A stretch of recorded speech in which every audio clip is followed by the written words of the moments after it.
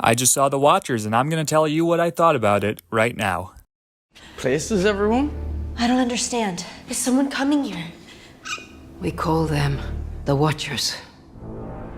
The Watchers is the directorial debut of Ashana Night Shyamalan and stars Dakota Fanning as a woman whose car breaks down while driving through a forest in Ireland. When she goes to look for help, she runs into Madeline, Daniel, and Cara, who live in a bunker in the woods, claiming that if they try to leave, they'll be killed by the Watchers. The Watchers has been on my radar for a while now because the trailers made it look like something that could be truly terrifying. I don't want to blame The Conjuring because demon possession movies have always been common, but it seems like since The Conjuring came out in 2013, there's been an influx of paranormal horror, which I've really become desensitized to. A forest, on the other hand, has always been something unsettling to me. Something about the vastness of nature is so real and the opportunities for isolation are so easy that the idea of an empty forest is really creepy to me. There is something vulnerable about being in a forest with the limited sunlight, the thick tree line inhibiting the view of your surroundings that makes a forest so threatening. And that's exactly what this movie tries to exploit. The scenes that are designed to be solely horror are actually the shining moments of The Watchers. There are two scenes in particular that actually gave me hope that the movie was about to kick into a second gear. One of the scenes takes place in the dark and the lighting does a great job at capturing the atmospheric airiness. The other scene is actually the opposite and succeeds in displaying the scale and presence of some well-designed creatures. Paired with a dread-inducing score, it evoked a certain terror and excitement in me. The other crucial element, and the more important one, is the mystery surrounding the Watchers. Questions like who are the Watchers, why are they there, how can our humans escape, all loom throughout the first 45 minutes, but the way the movie poses them lacked an urgency that I think was needed. The depiction of our main character Mina is pretty dry. It's tough to tell if it was bad directing or bad acting, probably a bit of both. I think the vision for the character was to be a protagonist with a troubled past who's become jaded with the world, but Dakota Fanning's performance resembles a woman who is disinterested in the surrounding chaos as opposed to being unfazed by it. As I try to imagine an improved version of The Watchers, the comparison I keep going back to is 10 Cloverfield Lane, which I think is one of the best thrillers of the last decade.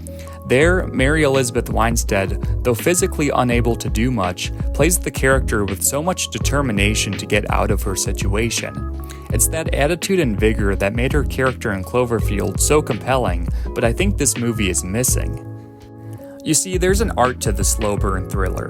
I mentioned Cloverfield Lane, but other recent examples are Get Out or The Black Phone, where even when the plot isn't progressing, you can still feel the danger growing. The best thrillers create a hidden ticking clock, and you can feel the time running out with every passing scene. In The Watchers, there's like a time jump of 3 months, I think, and if anything, it actually reduces the stakes. It's like if our main character hasn't escaped yet, and doesn't care much to, then why should we care? What's keeping us engaged?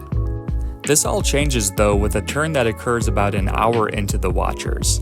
And let's talk about this turn. From the reviews I've seen, it seems to be the straw that breaks the camel's back for so many. But at the moment, and this is subject to change with time, I think I'm an apologist for this movie's ending. The reveal is a bit abrupt, sure, but I think the imagery and symbolism throughout the film is enough to prove that there is some cohesion in the movie's themes. And I'm also fairly confident in saying that it takes the movie in a direction that I haven't seen recently and won't see in a movie for quite some time. It's tough to discuss without spoiling, but the reveal of what's actually going on in this forest isn't inherently bad, goofy, or dumb. The fact that it's the payoff to the beginning of this film is what's turning people off. The other thing I like about the twist, reveal, whatever you want to call it, is that it explains the character's motivations from the first half of the movie. If the movie earns a rewatch from anyone, and that's a pretty big if, I believe that the first and second act will align more nicely than it does on the initial viewing. Whatever the case, you can't say that the apple fell very far from the tree with the Shyamalans. Ashana has crafted a thriller with an intriguing beginning, but its mystery goes from being the film's greatest asset to its biggest liability as the story slowly unravels in the final 30 minutes. If you're like me, you'll be able to find enough redeeming qualities to not completely write the Watchers off as a miss, but the script definitely could have spent a little more time in the writer's room before being placed in Shauna's hands.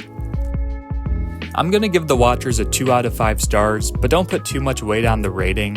Sometimes my thoughts on a film are too complex to really summarize in a numerical score, and this is one of them. Anyways, thanks for watching my review of The Watchers. Please consider liking the video, and I hope to see you next time.